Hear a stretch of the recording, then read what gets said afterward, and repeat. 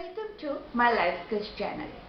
Do you remember how many times you discuss with your colleagues, your friends about the incompetency, unfairness of your manager? Even sometimes you also praise one of your managers who manages efficiently, isn't it? It happens often. That's why our today's topic is efficient management and 6 tips. Hello, I'm Nandini Das, academician, author.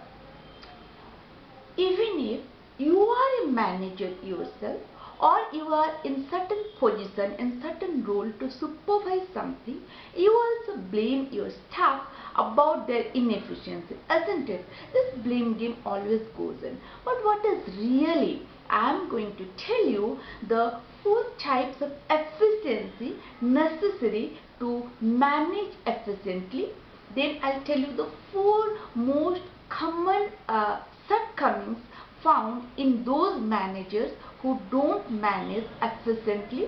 Then in the end, I'll tell you 6 tips how to manage efficiently. So let's start with the efficiency. What are really efficiency? Number 1 is productivity. How you will know the efficiency? When you get appropriate, the outcome is really good, investing less time and less capital, that is called productivity. Then number 2 is well time management. When you finish the work before the deadline but the quality of work is good, that is called efficient management. Then number 3 efficiency is allocative. When you allocate, when you distribute according to the need, the preference of the consumer, that is good efficient management. What Amazon, Alibaba, Flipkart, they are doing that, isn't it? Then number 4 efficiency is cost effective. Always everybody wants to pay less but get good, the quality should be good, whether it is a product or service. So these 4 types are the basic characteristics of good management or efficiency.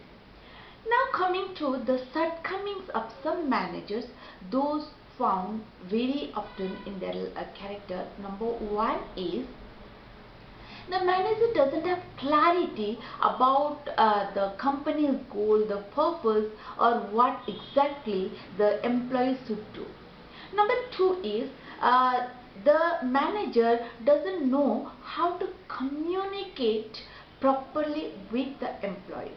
Means they can't make the employee understand what is the exact goal of the company, of the project, and what is the employee exactly expected to do. They can't make it clear. When they don't have clarity, they can't communicate properly.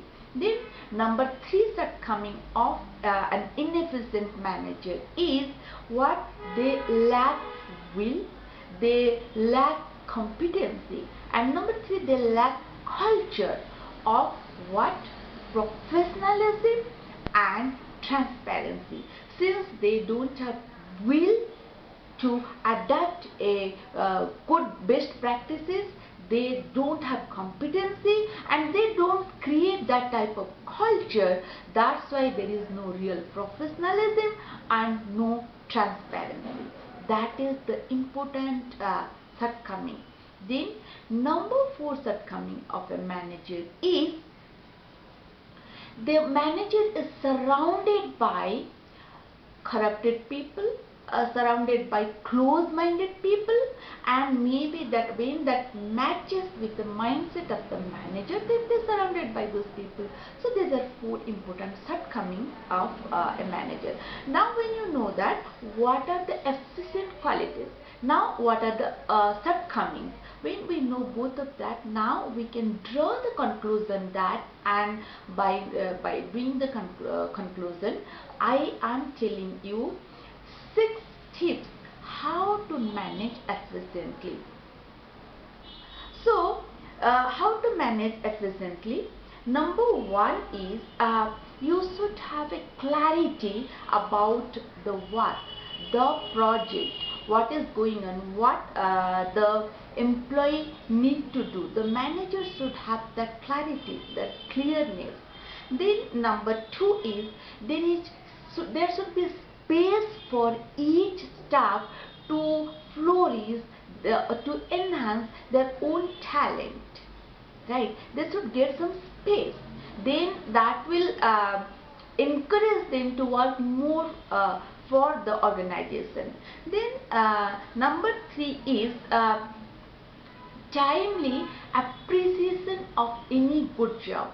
The manager should appreciate in time. If any employee does something good job, in the time to appreciate that, isn't it? It will inspire the employee to do more for the organization. Then number three is while distributing responsibility, the manager should distribute the responsibility according to the skill of the employee, not with his or her personal relationship with the employee.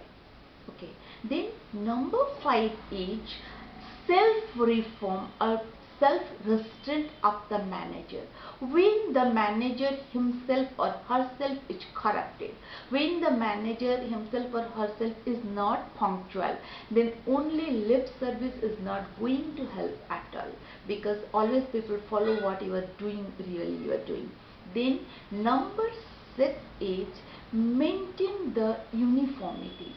What happens, this is an unwritten practice of many organizations. What happens, even if they have the capability or they don't have the capability or they don't have the tradition, the manager tells the staff to provide certain, I am giving one example, to provide certain service to the client. But when the staff is going to provide that, the staff is not getting that assistance from the manager or from the organization. So now the manager is losing his or her trustworthiness, right? So it is like it becomes a big gap between the organization and between the client.